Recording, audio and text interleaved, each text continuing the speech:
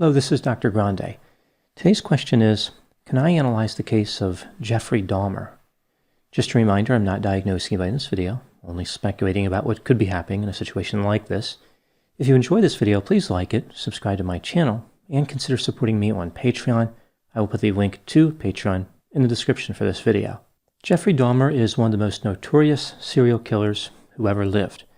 He is in the company of other horrible offenders like Richard Ramirez, Gary Ridgway, Ted Bundy, David Berkowitz, John Wayne Gacy, Dennis Rader, Harold Shipman, and Joseph James DeAngelo.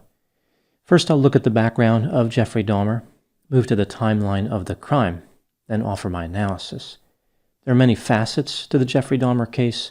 In this video, my analysis will center on his life experiences, like how did those experiences predict or contribute to his later behavior. Starting with the background, Jeffrey Dahmer was born in Milwaukee, Wisconsin on May 21, 1960. His father, Lionel, was a chemistry student at that time. His mother, Joyce, was a teletype machine instructor. Her pregnancy was difficult, perhaps a sign of things to come. In 1966, Joyce had a second son. His name was David. Jeffrey was largely ignored as a child because his mother sought a lot of attention. One of his teachers believed Jeffrey was showing signs of neglect, like no one was looking after him. Just before he turned 4 years old, Jeffrey had double hernia surgery, which was undoubtedly a painful experience. Jeffrey kept to himself in school, but he did have a few friends. He developed an interest in animal bones from an early age. When he was 4 years old, he saw his father cleaning out animal bones from underneath of the house. In October 1966, about 2 months before his brother was born, the family moved to Doylestown, Ohio. After earning his PhD in analytical chemistry in November of that same year, Lionel found a job in Akron as a chemist. The family moved to a house in Bath Township, Ohio, in 1968. In 1970, Jeffrey's father showed him how to bleach and preserve animal bones. Jeffrey started collecting, dissecting, and preserving dead animals. Later, Lionel would say that he was not aware of what Jeffrey was doing. Whatever success Jeffrey experienced socially when he was in elementary school ended when he entered high school. By this point, he was viewed as a bizarre loner who would frequently play pranks. Jeffrey started drinking various types of alcohol, including beer. He would hide the alcohol in his jacket when he was in school. Initially, the high school teachers did not have the same negative opinion of Jeffrey. They found him to be intelligent and polite, although his grades were only average. For a while, he was in the band and played tennis. Around the same time, Jeffrey realized that he was gay. He kept this information to himself for the most part. For example, he did not tell his parents. He had a brief relationship with a teenage boy, but no sex was involved. Jeffrey started having fantasies about sexual domination. He even armed himself with a baseball bat and hid in bushes with the intent of attacking a jogger, but the jogger did not pass by the location on that particular day. If the man had come by, it appears as though Jeffrey would have attacked him, and this would have been the beginning of his homicidal career. By 1977, the relationship between Jeffrey's parents was in serious trouble. They went to counseling, but it did not help enough to save the marriage. Jeffrey's mother had an affair in September of 1977. Jeffrey's parents decided to divorce. Toward the end of his time in high school, Jeffrey's academic performance decreased dramatically, but he still managed to graduate in June 1978. This was 2 months before his parents' divorce was finalized. Joyce and Jeffrey's younger brother, David, moved to Chippewa Falls, Wisconsin. Jeffrey was left alone to his own devices. It did not take him long to begin his career as a serial killer. On June 18, 1978, Jeffrey used alcohol to lure a hitchhiker to his house and murdered him with a 10-pound dumbbell. He disposed of the body through the use of cutting, acid, and a sledgehammer. 6 weeks later, Jeffrey enrolled at Ohio State University. He wanted to study business, but he mostly studied drinking. After one semester, his GPA was .45. He He never returned for a second semester. Jeffrey enlisted in the Army. He was discharged in March 1981 due to his excessive alcohol use. Jeffrey spent a few months in Miami Beach, Florida, before moving back to Ohio. He was arrested 2 weeks later for drunk and disorderly conduct. Jeffrey's father tried to help him to stop drinking, but nothing seemed to work.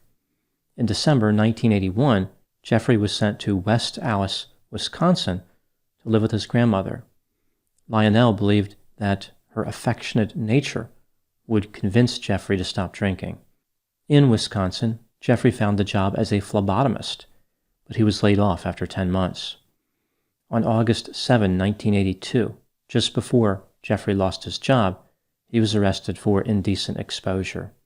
His grandmother supported him financially until he found work again in January 1985, so a few years later. He worked in a chocolate factory. Jeffrey was having difficulty controlling his sexual desires throughout this time. At one point, he took a male mannequin from a store and used it for gratification. He spent a lot of time in bathhouses in Milwaukee and frequently had sex. Jeffrey was irritated when a partner would move during sex. It sounds like he was still holding on to feelings for the mannequin. Jeffrey started drugging his partners with alcohol and sedatives. The bathhouses revoked his membership. Jeffrey tried to dig up the corpse of an 18-year-old man who recently died, but he gave up because the ground was too hard. On September 8, 1986, Jeffrey was arrested for lewd and lascivious behavior. Later, he pleaded guilty to disorderly conduct. On November 20, 1987, Jeffrey murdered his second victim by beating him to death in a hotel in Milwaukee. He used a suitcase to move the body to his grandmother's home, where he disposed of it using a variety of methods. Jeffrey killed 2 more victims over the next several months, one in January 1988 and another in March. He rendered his victims unconscious with drugs and strangled them. Jeffrey's grandmother kicked him out of her home in September 1988 because of his drinking. Jeffrey rented a 1-bedroom apartment on North 24th Street in Milwaukee. He was arrested in September for drugging and making contact with a 13-year-old boy, but nobody knew about the murders at that point. He pleaded guilty in January 1989. In March of that same year, which was about 2 months before he was sentenced, Jeffrey murdered another victim. This was the only time he committed murder in 1989. In May, Jeffrey was sentenced to a year in prison and 5 years probation. He was eligible for work release and was able to keep his job. 10 months later, he was released. He briefly lived with his grandmother before moving to an apartment on North 25th Street. Jeffrey killed 4 more people in 1990, 1 in May, 1 in June, and 2 in September. In 1991, Jeffrey murdered 8 more people, 1 in February, 1 in April, 2 in May, 1 in June, and 3 in July. Jeffrey Dahmer killed 17 people in total.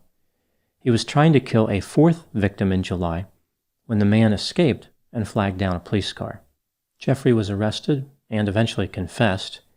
He pleaded guilty but insane to 15 counts of first-degree murder. Jeffrey had committed 1 murder in Ohio, and there wasn't enough evidence to prosecute him for his first murder in Wisconsin. Jeffrey Dahmer was sentenced to 15 life terms in prison. He was extradited to Ohio to be tried for his first murder. He pleaded guilty and was sentenced to his 16th term of life in prison. Jeffrey repeatedly said that he deserved to die and did not care what happened to him in prison. On November 28, 1994, an inmate named Christopher Scarver murdered Jeffrey and another inmate named Jesse Anderson. Christopher beat them to death with a 20-inch metal bar. Jeffrey Dahmer was 34 years old. After moving away and leaving Jeffrey behind, Jeffrey's mother Joyce worked as a case manager in California until she died of breast cancer in 2000 at the age of 64. Jeffrey's father remarried in 1978. According to the Ohio Resident Database, 86-year-old Lionel Dahmer lives with his wife in Seville, which is about a half-hour west of Akron. Now moving to my analysis. Jeffrey Dahmer is one of the most unusual serial killers in history for a number of reasons. He targeted men, Some of his murders involved cannibalism and necrophilia, his high tolerance for the odor of decaying bodies, and Jeffrey was fascinated with the preservation of body parts. When Jeffrey was assessed by mental health professionals, they could not agree on a diagnosis. The clinicians stacked on many different disorders. For example, alcohol use disorder, brief psychotic disorder, schizophrenia, bipolar disorder, and 4 different personality disorders: borderline, schizotypal, antisocial, and obsessive compulsive. Some mental health clinicians said that Jeffrey did not have any mental disorders. As I've talked about many times, diagnosing is a weakness of every mental health profession, especially when the client may have a reason to lie. Even still, Jeffrey seemed to be particularly perplexing to the clinicians. With all this in mind, let's take a look at a few items from Jeffrey's life experiences which may offer some insight into what happened in this case. Item number 1. Jeffrey's mother, Joyce, was described as depressed, disagreeable, and as having histrionic traits. At one point, she may have even had psychotic symptoms. Joyce was always trying to be the center of attention. She spent much of her time in bed. She had illness anxiety. She always thought something was physically wrong with her. Throughout her marriage, Joyce became increasingly distant from the family as she increased her use of drugs, like tranquilizers. After she moved to California, Joyce tried to bring an end to her own life on one occasion. From Jeffrey's perspective, Joyce was unavailable and always anxious and irritable. Item number 2. Jeffrey's father has shared his feelings about Jeffrey a few times over the last several decades. He said that he felt responsible for what happened. Lionel was ashamed of his behavior. He said that he should have done more to keep track of what Jeffrey was doing. Lionel tried to convince Jeffrey to find purpose in his life. Specifically, he wanted Jeffrey to accept Jesus Christ as his Savior. Jeffrey was not receptive to recognizing any purpose in his life. He was secretive and would never really communicate in a meaningful way. When looking at the statements made by Jeffrey's father, there is this sense that Lionel really wanted to help Jeffrey and understood how the intense arguments with his wife were troubling to Jeffrey. Joyce never recognized these arguments as harmful. She denied they had anything to do with Jeffrey becoming a killer. Lionel appeared to be genuinely interested in figuring out what went wrong. He wanted to know what led Jeffrey to become homicidal. As a scientist, I think that Lionel was disappointed that in the end, he wasn't able to determine why Jeffrey became a killer. Item number 3. From a young age, Jeffrey developed a fascination with death and bodies. He would try to find animal bones, and he would examine living creatures in order to figure out how their bones were situated in their bodies. He dissected and preserved dead animals. Eventually, he even collected roadkill. Jeffrey constructed an animal cemetery in his backyard. On one occasion in 1975, Jeffrey cut up the body of a dog and impaled the head on a stick in the woods behind his house. He tried to convince his friends that he just happened to find it that way. As I mentioned, later in life, Jeffrey even tried to dig up a corpse to satisfy his desires. Many serial killers are resistant to the natural reaction of being disgusted by death, but Jeffrey Dahmer was more than simply resistant. He was attracted to death. Item number 4. Jeffrey went to his prom with a 16-year-old classmate named Bridget Geiger. He left in the middle of the dance to get a hamburger. A few weeks after the prom, Jeffrey invited her to a party at his house. 7 people were there in total. Jeffrey was having a seance. After he tried to contact Satan, Bridget left and never saw him again. She said that she felt uncomfortable around him because he was so weird and so emotionless. Item number 5. Jeffrey Dahmer was known to play pranks in school and to harass people at a local shopping mall. He would often pretend that he had various medical disorders which caused his movements to be erratic, like neurological conditions. Most people who are shy do not engage in pranks. They are not looking for attention. I think that Jeffrey probably did this because he was exceptionally lonely. He was tragically socially awkward, but he desperately wanted some type of connection with people. What's different about Jeffrey was that he didn't really care if the people were alive or dead. In some ways, especially later in his criminal career, Jeffrey preferred people who were not responsive. For example, he tried injecting victims with chemicals to make them into zombies. Unable to accomplish this goal, Jeffrey was satisfied to spend time with dead victims. Item number 6. What do I think happened in the case of Jeffrey Dahmer? This is just a theory, my opinion. Jeffrey was raised by a mother who was attention-seeking and emotionally distant, and a father who was analytical and conscientious. His parents frequently had intense arguments. Jeffrey would walk outside to escape the fighting. He desired for the situation to calm down. He wanted everything around him to be quiet. For some reason, Jeffrey never developed a sense of disgust for dead animals or decaying organic matter. Rather, he was fascinated by death.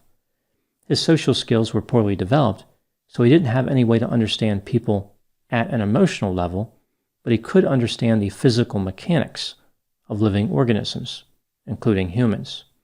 As Jeffrey grew older, he developed an intense sexual attraction to the male chest. That was the part of the body that he was fascinated with. Jeffrey became a sexual domination serial killer. He wanted to control his victims completely. To Jeffrey, dissecting, consuming, and receiving sexual gratification from corpses was part of the domination. These actions were an extension of his desire to dominate and were facilitated by his unusual lack of aversion to dead bodies and his desire to have no disturbances. Again, he wanted everything around him to be calm. For much of his life, Jeffrey consumed alcohol excessively. He was polite when he wasn't drinking, but belligerent when intoxicated. The alcohol removed whatever limitations Jeffrey attempted to maintain as far as his behavior. Jeffrey Dahmer was not delusional, but he was depressed and had extreme personality traits. He did not have a specific reason to hate his victims. Rather, Jeffrey despised all human beings. His crimes came from a place of complete selfishness and a tremendous sense of entitlement. Other human beings were simply objects to Jeffrey Dahmer. In one sense, Jeffrey also viewed himself as an object. He was simply a biological robot following a set of pre-programmed guidelines.